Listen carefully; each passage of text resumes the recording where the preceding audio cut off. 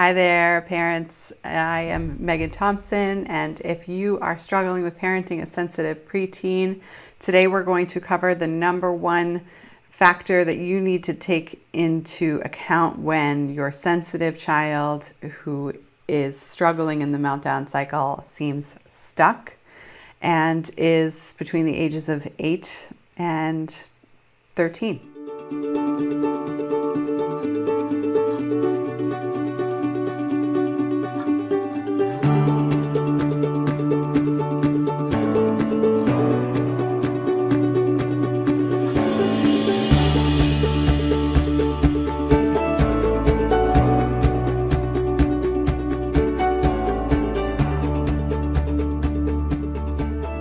One thing that I know for parents of sensitive kids who are stuck in the meltdown cycle, your kid could be yelling, hitting, kicking, screaming, losing it, generally irritable on a daily basis or multiple times a day, is that most times by the time your child hits the age of 8 or a little older, if your child is struggling at this level, you might start to waver between feeling like your kid should be over this by now and wondering if it's early onset puberty.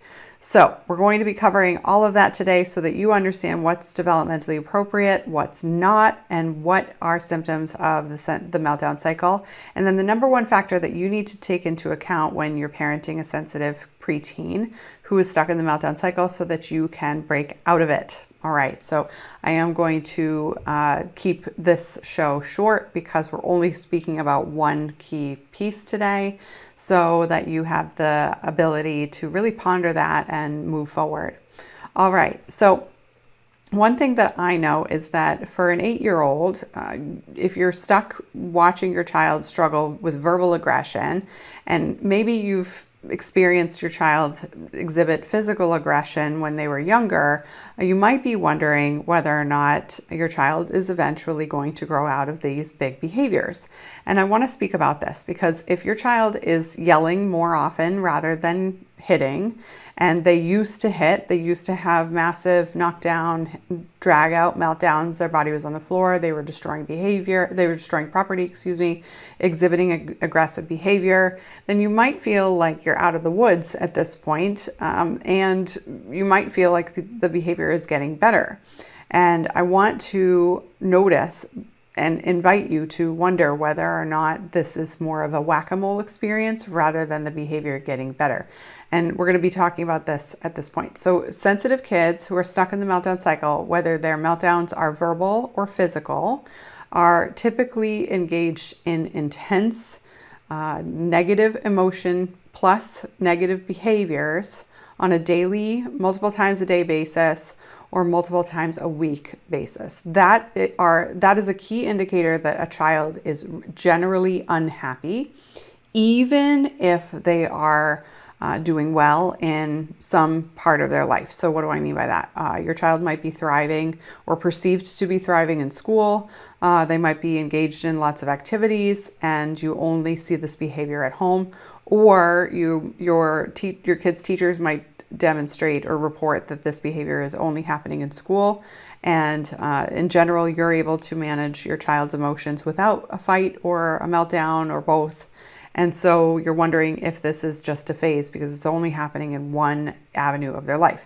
What's important to understand is that generally sensitive kids are usually quite intelligent. They're intelligent emotionally, which is why their emotions are so big. However, if they're missing skills, their behaviors will also be big as well. So we know that sensitive children are emotionally usually gifted.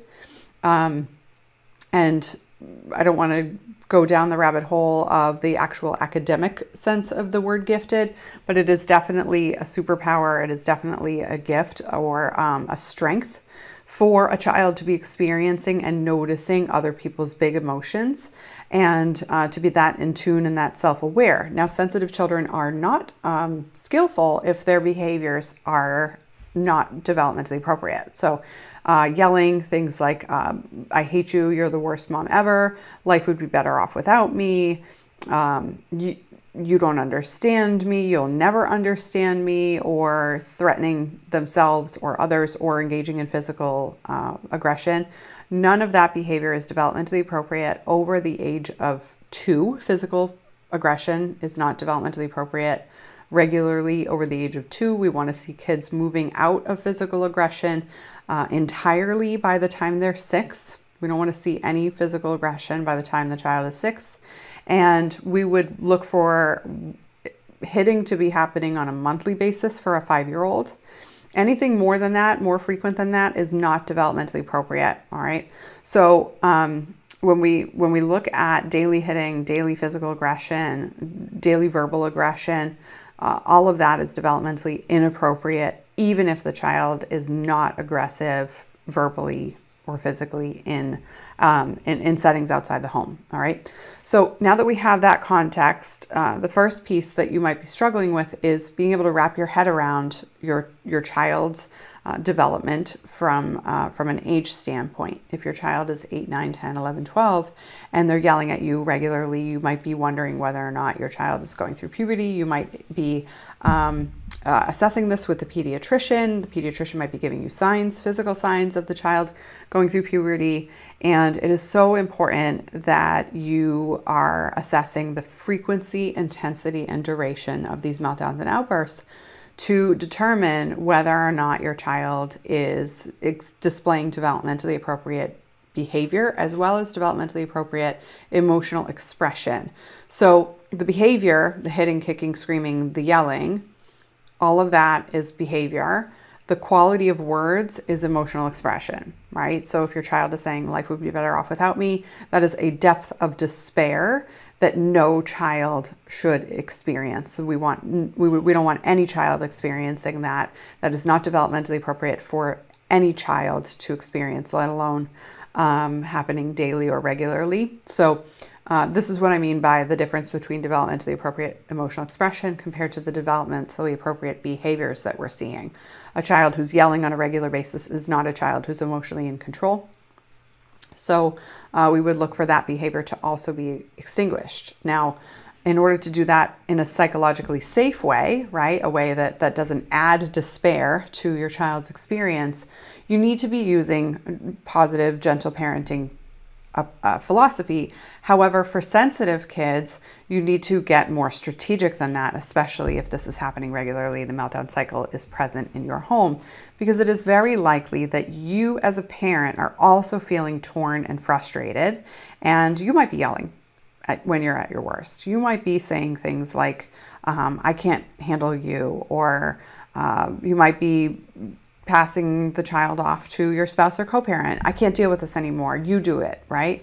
You might be engaging in fights with your spouse or co-parent at home because you guys disagree with how to handle the parenting approach. So generally, positive parenting, focusing on the child's strengths and communicating to the child that their emotions are acceptable, is a broad stroke philosophical approach that we agree with here at MTC. However, what we find to be most discouraging for parents is the understanding of creating safety in the home. And it is not psychologically safe for a sensitive child to be ruining their relationships. So the quality of their words, if there are threats involved, and the quality of their physical behavior, if there are actual threats of hurting people or actions being taken that could be hurtful, right? Smacking people, hitting, throwing, breaking toys and throwing them.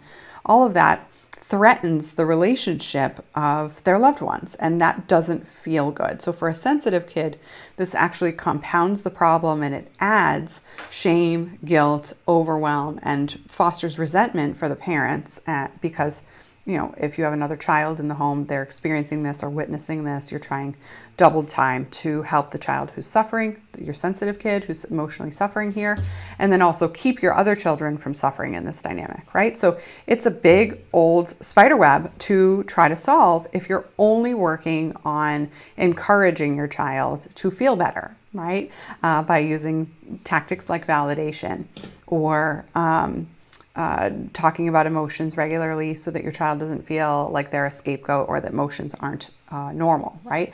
That is one part of a complicated puzzle. The work that we do here at MTC, we break down the steps to break out of the meltdown cycle in 8 straight weeks, because there's much more to the equation than just helping your child notice that feelings happen in life. That is just one simple part here. And the other piece that we're going to be highlighting today is your perception of the problem and your personal experience of the problem. Now, when your child is very young, generally, as a parent, you have an identity of feeling like you're in control, right? Your child's behavior might be out of control. You might feel inadequate in trying to stop that behavior. However, your child isn't likely able to articulate their needs very well, speak it out clearly. So you have a sense of self. The way that you speak to yourself, in general, you're much more likely able to call up within yourself and the conversation you have with yourself that you are in control in this situation, and you feel like you can logically encourage yourself. Doesn't mean that you aren't drained, right? So if we have parents of younger children listening in, just to be prepared for the future, and that's hard for you, I recognize it is hard. We have parents of younger children who work with us for sure. And if you're a parent of an older child, you might have tuned into this show or our my other shows at this time because earlier in your child's age, you likely felt more empowered. You likely felt a general innate sense of capability that has started to leave your identity at this point, at this age, given how long it has felt exhausting or hard to parent your sensitive child. And this is a symptom of the meltdown cycle, and it highlights a concept in psychology that we call cognitive dissonance. It's likely a term that you've heard before, but I want to focus on a spin on this topic because it is a vast topic, this term, related to parenting a teenager or a preteen right now, right? You have an 8-year-old. This is what we call latency age, where your child is starting to wonder how much independence they have, but they're really quite focused on relying on you still, and they need to rely on you. And then by the time they hit 10 and 11, they start to prioritize their relationships with their peers over their relationship with their parents. But for sensitive kids, this is actually a much more complicated topic because they still, as sensitive kids, value the collective. And in the home, there is a collective, right? A family dynamic collective.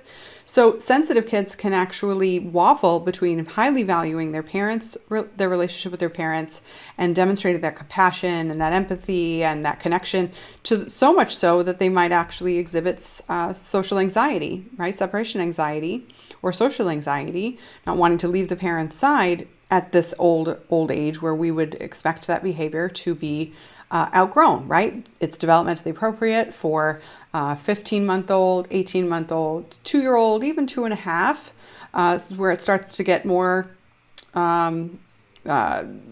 pointed for young children. They should be growing out of separation anxiety at that age. But sensitive children who are stuck in the meltdown cycle are not emotionally experiencing the world at an age that matches their chronological age. In fact, they are experiencing the world at an age that is much younger. And so you might have an 8-year-old who is really having a hard time holding it together and growing out on their own, and leaving you aside, or watching you leave and being able to tolerate you take some time for yourself.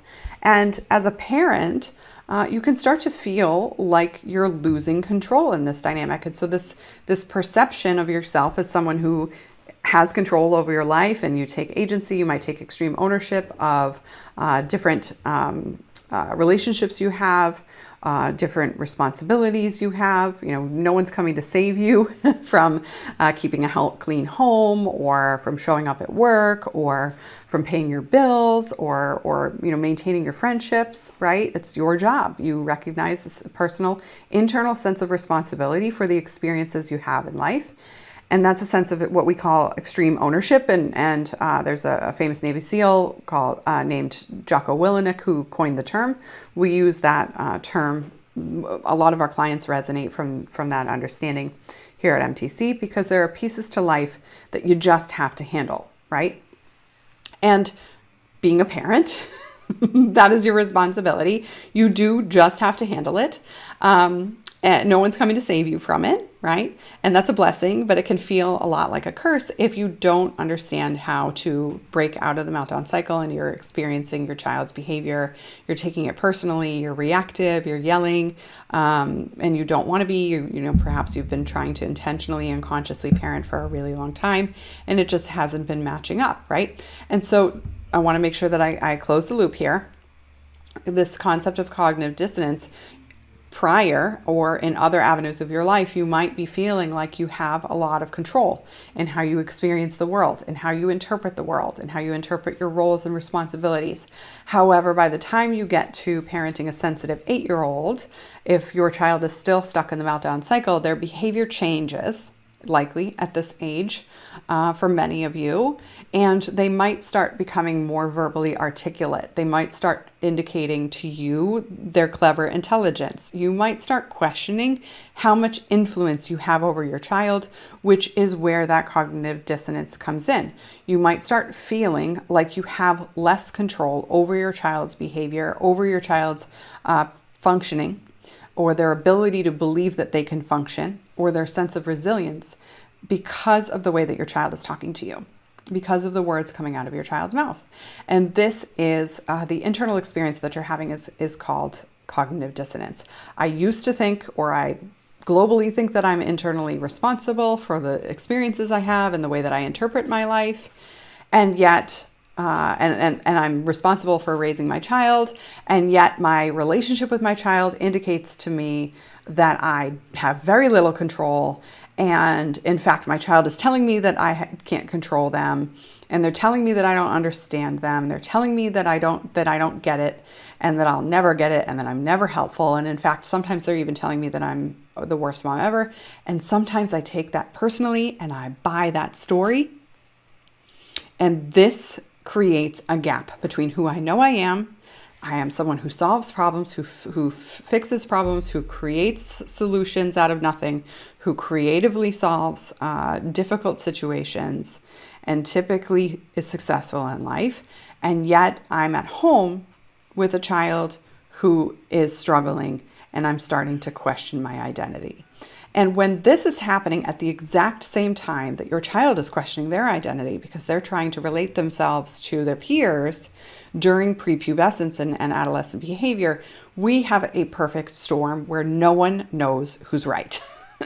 And as a parent, it is your job to lead the show, right? So I'm here to correct and call attention to the reason why you feel so inadequate when your child is starting to articulate their needs and starting to argue their points and demonstrate their clever mind in a different way than they used to when they were little.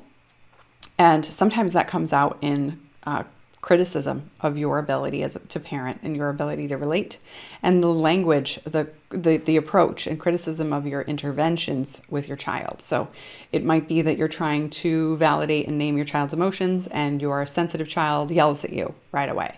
That might be a more concrete example of what's going on. And this, when you take it personally, can lead to you questioning whether or not your approach or validation as a tactic is even relevant for your kid, or if it quote unquote works, right? Now, we see this so often with our parents who come to work with us directly, because we have sensitive kids who are very clever, who are around, some early as 7, but definitely around 8, 9, 10, 11, 12, start to use language because they're smart, right? They're smart and they're building their vocabulary. They start to use language to communicate their needs. However, they start communicating from an intellectual standpoint. They start to use logic to argue their point. And because sensitive kids are very clever, they can be very convincing if a parent of a sensitive kid does not have a strong hold on their mindset of being an effective parent. Right? So if you've been at this for 8 years or 6 years, if before your kid was 2, you didn't really know where you were stuck, or that you were stuck, then it wears on you, right? It wears on you, and you start to eventually question your capacity to parent. And in order to reclaim that, you have to be doing significant amount of mindset work. And you have to be not just educating yourself on how your child's brain works and what's going on developmentally for your sensitive kid, or all of your children at this age, or all children at this age. You also need to understand the sensitive mind in context of puberty, because preteens will start to think that they know better. They might start to argue that they know better. Again, you're raising a clever, smart, intelligent child whose intellectual age might not be matching their chronological age either. It might actually be above. They might be demonstrating wise, beyond their years, intellectual capacity, right? However, as an adult, your job is to raise your child's emotional age up to their chronological age. And you need to build your sense of strategy around that, as well as your sense of identity, that you still know what will work for your sensitive kid, because your sensitive kid will, can really throw you for a loop when you're stuck in this dynamic. So recognizing that gap, understanding that if you're stuck in this, then you need support to break out of this pattern. You don't just need an understanding of developmentally appropriate behavior. We went through that today. What you need is the ability to lead your child, even if their words are telling you that they know what they're talking about. You have to be able to trust beyond your child's words and understand the words behind your child's words. And that's a skill set. It's a skill set that awesome parents just like you can help their awesome kids tolerate. Because if you've been trying to teach your child to build emotional insight by validating their emotions, and your child is yelling at you for naming emotions, then this means your child isn't tolerating emotional intelligence skills. And that indicates for you a skill set that you need to build. You need to help your child tolerate discomfort. Okay, so we have to actually back up rather than go forward or go to a different skill set. Validation has to be relevant for all children to build emotional intelligence. So it is important for you to surround yourself with people or experts who know how to move through that understanding gap for you as a parent, because if it's impacting your ability to believe that you can change your child's perspective on life and that you can change your child's perspective of themselves, which in turn will change the way that they see the world, the way that they experience the world, the way they explode around the world by decreasing how often they're exploding. If you don't have that skill, then it is something that you need to learn. And if nobody's teaching you that skill, then you definitely need to be getting into a different room, a different conversation, and listening to someone else. Because one thing that I think is important is that a lot of professionals will try to teach you to react to your child's behavior by teaching you coping skills, thinking that your child just needs to learn how to breathe differently, just needs to learn how to communicate by naming their emotions. And that is actually a much more advanced skill. If your child can't tolerate a conversation about emotions, then we have to slow down in order to speed up. And this is one thing that I find that a lot of professionals gloss over. They think that if you're already talking about emotions and your child is reactive to it, that just means you need to keep going. And this is where a ton of parents stuck in the meltdown cycle get stuck. I just actually spoke to a parent earlier today who heard from the play therapist that they hired and the occupational therapist that they hired, and even someone who purports themselves to be an expert on what they call deeply feeling children, that they're doing exactly what they need to do.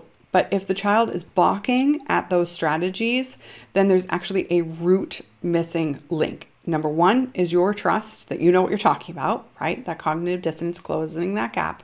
And number two is the child's ability to tolerate these uncomfortable experiences. And consistency isn't the only thing that will help your child get over it. Your child needs to be able to communicate their needs, and you need to understand what emotional age they are at so that you can pace them into communicating more effectively in a much more pointed and specific way, rather than globally just talking about feelings till you're blue in the face. All right. That will actually continue to backfire if you don't get at the root cause. Now, we know here at MTC, the root cause of breaking out of the meltdown cycle is twofold. It is the parent's ability to be resilient and challenge, and the parent's ability to communicate to the child that they are resilient and for the child to trust it and show it. And resilient children do not demonstrate resilience by hearing what they're doing wrong over and over and over again, right? So that's one piece. However, resilient children don't foster resilience if there are no limits or natural consequences to the experience as well. So we can't just pour into our child and cheerlead them and champion them without strategic use of natural consequences and communication around the behavior that they're displaying that is not safe. And that has to be done from a place of safety, psychological safety, which means you can't be doing this reactively. You can't be doing this from a shame approach by lecturing or punishing your child either. You have to be twofold, setting limits and parameters around your child's behavior so that you keep a emotionally calm and safe demeanor, which means setting a limit earlier than positive parents might even tell you to when your child is exhibiting unsafe and explosive behavior, and getting out ahead of it using proactive strategies like our resilience rewiring protocol, where we teach children to expect themselves to be resilient in the face of challenge by directly teaching parents our trademarked strategy.